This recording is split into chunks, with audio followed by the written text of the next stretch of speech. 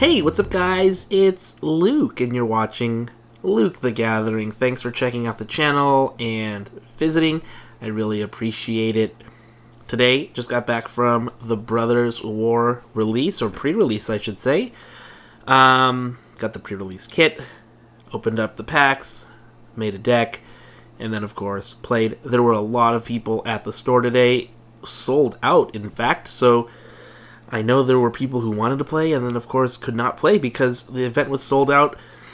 Watching a lot of videos around YouTube, I feel like a lot of people in the Magic community are upset with Wizards of the Coast and Hasbro and all of this. But here in my area, people are just excited about the new set.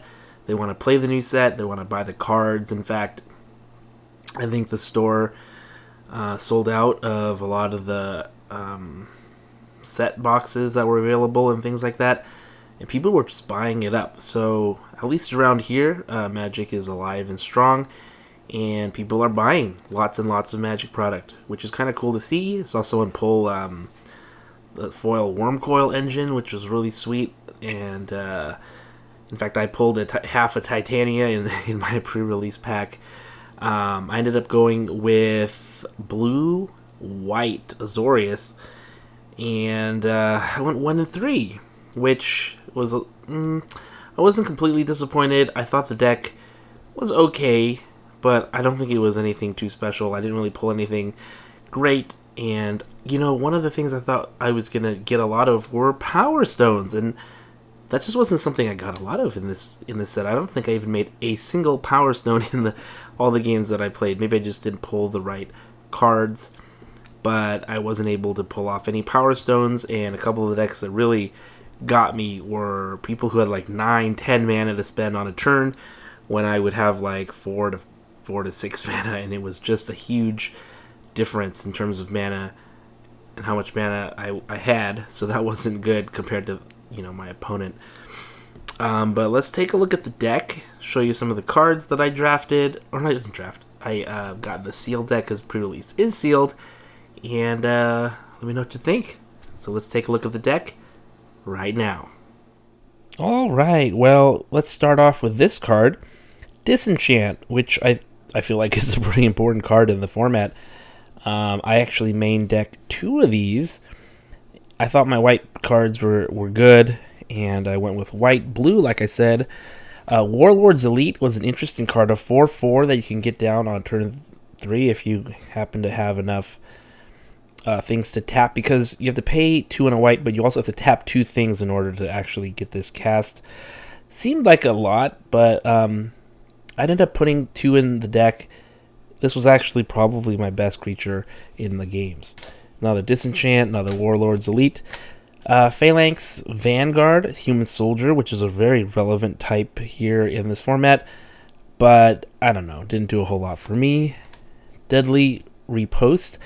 This is a removal spell. I think it's okay. I really needed removal. I felt like I didn't have enough removal, and so this was an important card, although I didn't get to use it too often because I didn't really draw it. Mass Production, create 4 1/1 colorless soldier artifact creature tokens. Didn't do a lot for me. Actually, in fact, never cast this card, which was sad because I was blue and white, which is like a soldier theme sort of deck. Zephyr's Sentinel, this is a really cool card. You can flash it in. Flashing in flyers is cool, and when you can do that, you can put another creature you control back into your hand, and if it's a soldier, you put a 1/1 on the Zephyr's Sentinel. So this card was actually performed really nicely for me. There's a lot you can do with this, like save somebody from combat after they block. Almost actually won the game because of this guy, but my opponent just had one more trick up their sleeves, and could not stop it. Splitting the Power Stone, I think I heard this was not a very good card, but I was wanting to play some Power Stones, so I put this in the deck. However, I never got a chance to play it. Mightstone's Animation, I heard that this was pretty good. I only got to play it once in all the games today. Retrieval Agent, it's okay. It's like a 2/5. It can be bigger than that, but kind of a ho-hum creature. Koilos Rock, this is cool. For 5 mana, you can flash this in. 3/3, and it makes a Power Stone. Third Path Servant, for 7 you can draw 2 cards. I feel like if you had a bunch of Power Stones, this would work really well. I didn't work well. Yodian Frontliner, this is a nice little 1-drop, you can unearth it, but when this attacks, another creature control gets +1/+1 till end of turn, which I think is pretty cool. I think that was kind of a nice one to have. Key to the City was actually one of the key to my wins. I won a game, a whole, take that back. I won a whole round, and Key to the City was a big part of that. Just getting something to go in and not be able to get blocked was great. This is the schematic version of it, which is pretty awesome looking if you ask me. Really great card.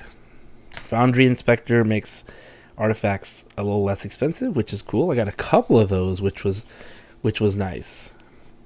Precursor Golem was awesome. The only unawesome thing was I only actually got to play it once because I never drew it, but for one game. Basically, when this enters the battlefield, you get to create 2 3/3 colorless golem artifact creature tokens.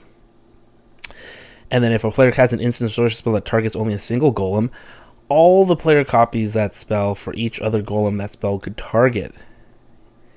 Each copy targets a different one of these golems. So that's cool. I mean, I guess your opponent could take advantage of that, but you can certainly take advantage of that. Chromatic Star, really cool schematic version of that. This was my rare. You need 5 or more soldiers, but if you do, they all get +1/+1 and gain flying till the end of turn. So I was really hoping to go a little wider with my deck. Unfortunately, never really happened, so it didn't work out. Arcane Proxy is an interesting one. This actually lets you bring back an instant or sorcery, and you get to cast it without paying its mana cost as long as it is less than or equal to Arcane Proxy, their power. And if you get it for 3, it's it can bring back something with a mana value of 2, and then if you pay the full 7, which I feel like is really expensive, you can get the full 4. Again, a lot of these games I didn't win. Sorry, I lost in the very last turn. If it went back to me, would have won, but this is just how it is. My deck, I think, was a little bit too slow. This was awesome, though. Kayla's Command is a great limited card.